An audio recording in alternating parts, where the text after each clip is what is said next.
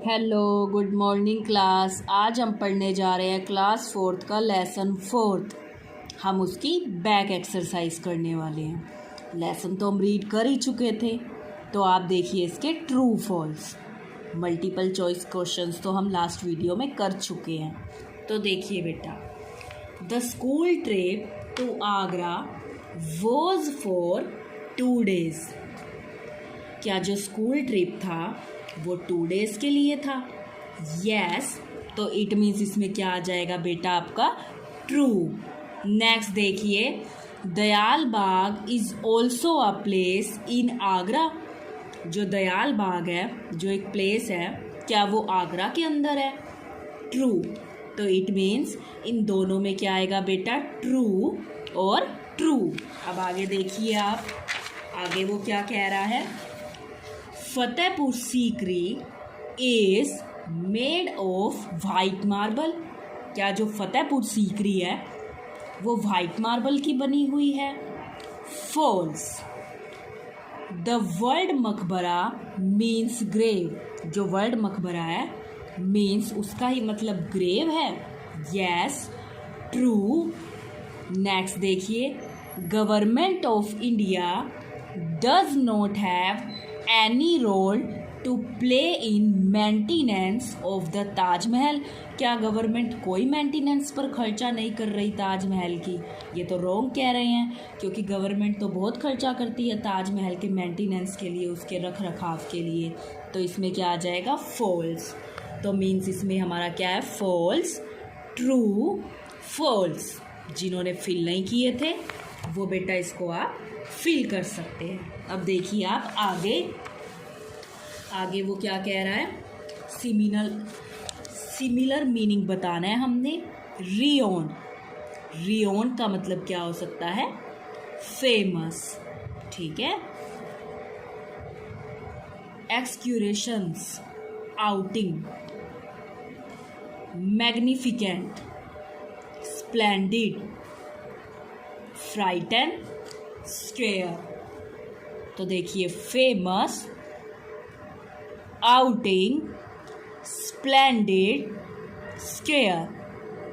जिन्होंने नहीं लिखा था वो इसको बेटा फिल कर सकते हैं। नेक्स्ट देखिए, आगे वो क्या कह रहा है, fill in the blanks with the suitable pronoun. हमने सुटेबल प्रोनाउन बताना है, जो ब्रैकेट में लिखा हुआ है कि इसमें से सुटेबल हम इसमें क्या फिल कर सकते हैं। प्रोनाउन कौन से होते हैं? I, you, we, he, she, it.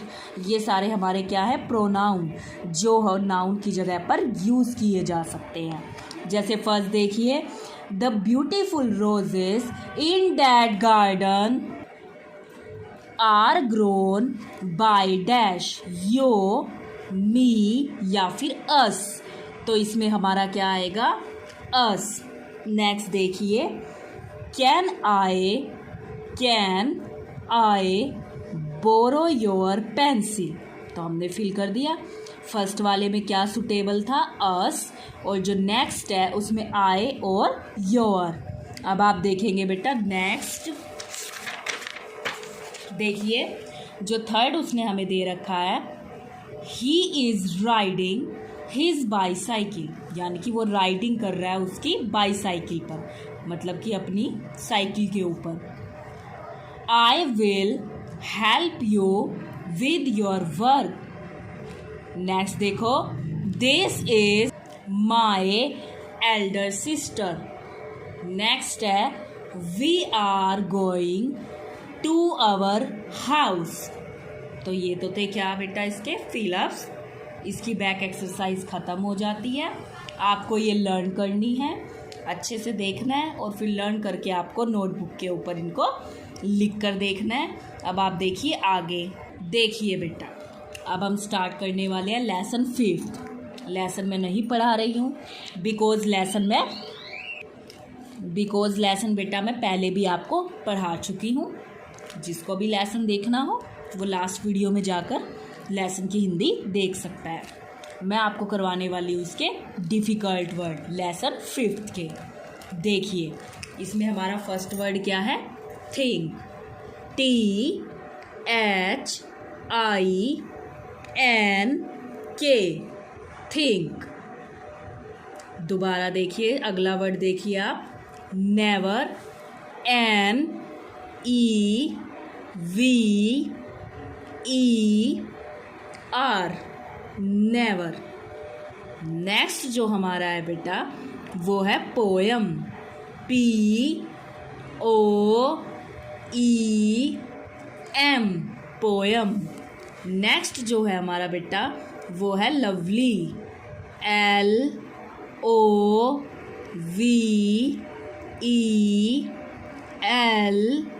LOVELY, lovely. Next जो उन्होंने हमें वर्ड दे रखा है वो है हंग्री,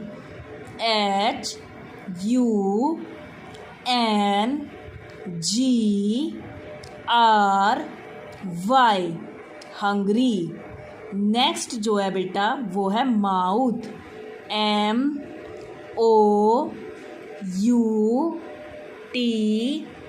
MOUTH, माउथ। नेक्स्ट जो हमारा है प्रीस्ट, PREST,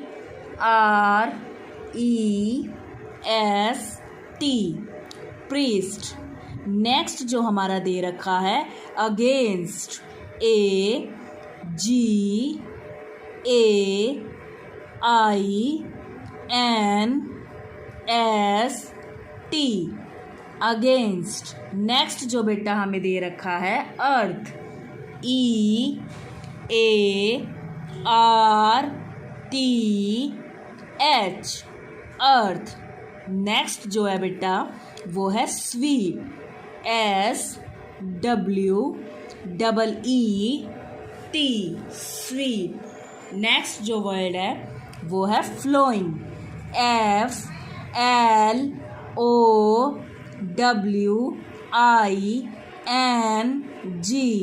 फ्लोइंग। नेक्स्ट है हमारा breast, BREAST,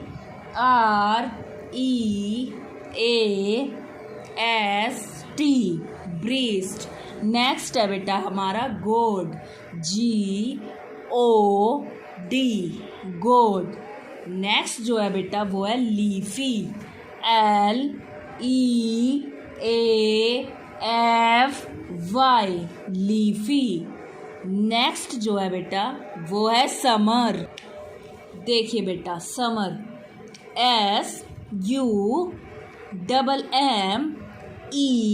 SUMMER, summer. Next है बेटा snow, SNOW, snow.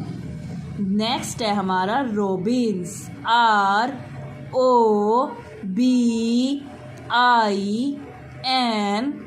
ROBINS, Robbins.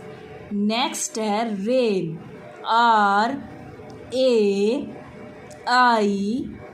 RAIN, rain.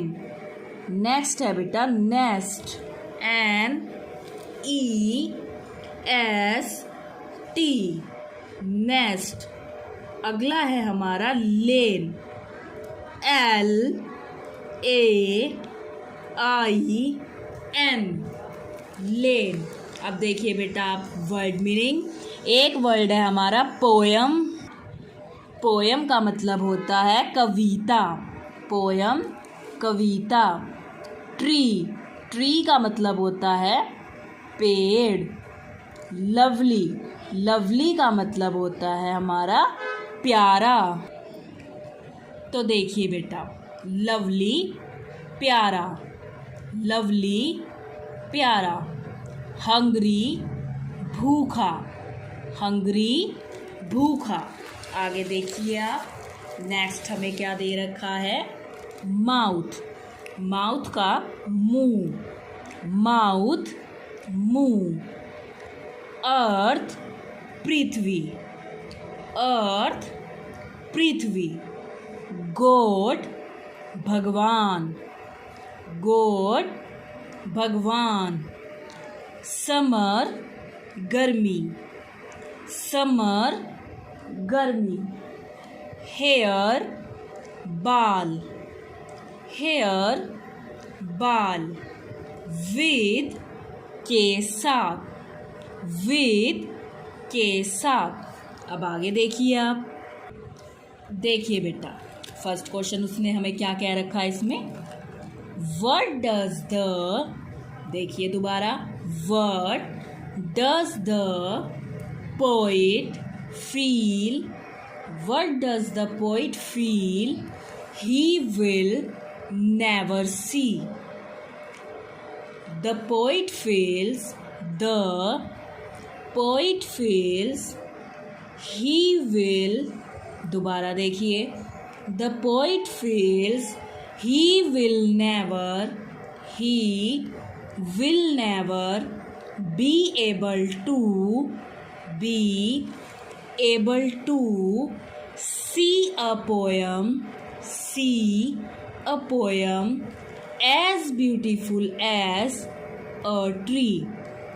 उसने वो क्या कहता है कि जितना एक ट्री ब्यूटीफुल होता है, इतना एक क्या है, एक पोयम इतनी फील ब्यूटीफुल नहीं हो सकती। इसमें हमने पढ़ा था ना पोयम में कि इसमें जो ट्री की ब्यूटी है उसके बारे में बता रखा है। एक तरीके से ये बता रखा है कि नेचर जितना कुछ भी ब्यूटीफुल नहीं हो सकता।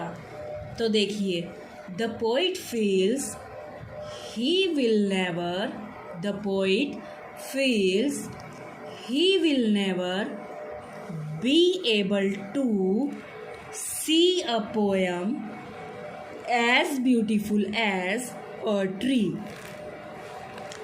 आगे देखिए अगला question, where does the tree, where does the tree look the whole day? The word sweet flowing, the word sweet flowing breast signify river, water bodies. The word sweet, जो word sweet है, flowing, breast signify river और water body के लिए जो है उसको use किया गया है। नेक्स्ट देखिए, where does the tree, where does the tree look the whole day? अब वो जो ट्री था वो क्या देखता रहता है, the tree looks at God, looks at God all day. भगवान की तरफ देखता रहता था ना, वो ऊपर की तरफ देखता रहता था, तो वो गॉड को देखता रहता था। नेक्स्ट देखिए, why does the poet think of a tree as a poem? The poet thinks of a tree as a poem because of the many parts of environment that the tree is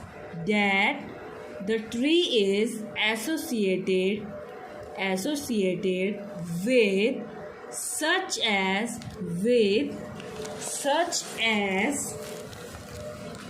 earth, birds, snow, rain, which inspire the poet to compose a poem. इसमें different चीज़ों के बारे में बात की गई है। Trees के बारे में बताया गया था, उसकी ब्यूटी के बारे में बताया गया था, और वो क्या सोचता है कि जितना एक ट्री ब्यूटीफुल हो सकता है उतनी तो कोई और चीज़ हो ही नहीं सकती है। आगे देखिए बेटा, व्हाट इज़ सो ब्यूटीफुल, क्या था सो ब्यूटीफुल, बहुत ही ज़्यादा सुंदर क्या था, अबाउट अ ट्री के बारे में, that a human can not make. देखिए, a tree looks like is feeding from the earth with its hungry mouth, with its hungry mouth, मतलब कि वो अपना भूखा मुंह खोलता है और ऊपर की तरफ देखता रहता है। एक तो ये चीज़ जो थी ब्यूटीफुल लगती थी। इट्स लीफी ब्रांचेस, और उसकी जो ब्रांचेस थी, शाखाएं थी, उस पर जो पत्ते थे बहुत सारे, are always looking towards God, वो हमेशा किसकी तरफ देखते रहते थे? गॉड की तरफ देखते रहते थे। It wears robins nest in its hair in summer. It lives closely with snow and rain. अब दिखाया था ना कि पत्तों के ऊपर स्नो और रेन भी गिर जाती थी। A beauty like this cannot be made by man. और ये जो ब्यूटी थी, ये आदमी के द्वारा नहीं बनाई जा सकती, क्योंकि ये तो गॉड गिफ्टेड है, और क्योंकि हमें पता है नेचर से ज़्यादा अच्छा तो कुछ भी नहीं होता। नेक्स्ट देखिए, poem are made by fools, poem है मूर्खों ने बनाई है, लाइक मी, मेरे जैसे, but only God can make a tree, लेकिन जो ट्री है वो केवल भगवान ही बना सकता है। हु इज़ मी कौन था इस लाइन में? In this context, the me in this contest in the poem, ठीक है। हु इज़ मोर क्रिएटिव, कौन था more creative according to you, and why, कौन मोर क्रिएटिव है और क्यों? गॉड इज़ मोर क्रिएटिव, भगवान बहुत ज़्यादा क्रिएटिव है, देन अ मैन, एक आदमी से भगवान ज़्यादा क्रिएटिव है। Humans admires God creations of nature, क्योंकि नेचर को किसने बनाया है? भगवान ने बनाया है, और नेचर जैसा तो कुछ भी है ही नहीं, तो मोर क्रिएटिव कौन हुआ? गॉड ही हुआ बेटा। नेक्स्ट देखिए, आगे देखिए आप, आगे वो क्या कह रहा है? And themselves try to replicate the beauty and the feeling that comes along such beautiful creation. A man ideas and inspirations of creativity is greatly influenced by nature, which is the most beautiful creation in itself. अब इसमें वो क्या कहना चाह रहा है? उसने बताया है कि भगवान ही जो है वो सबसे ज़्यादा मोर क्रिएटिव है। भगवान जितना ज़्यादा कोई क्रिएटिव हो ही नहीं सकता। और क्यों नहीं हो सकता? क्योंकि भगवान ही तो है जिसने इतना अच्छा ब्यूटीफुल नेचर बनाया है। हम तो इतना ब्यूटीफुल नेचर बना ही नहीं सकते थे। अब ये स्टोरी थी, इसमें ट्री की ब्यूटी बताई हुई थी कि जो वो ट्री है वो ऊपर की तरफ गॉड को देखता रहता है मुंह खोले हुए, और जो उसकी ब्रांचेस हैं उस पर बहुत सारे लीव्स होते हैं, पत्ते होते हैं, जो उस ट्री की खूबसूरती को और बढ़ा देते हैं।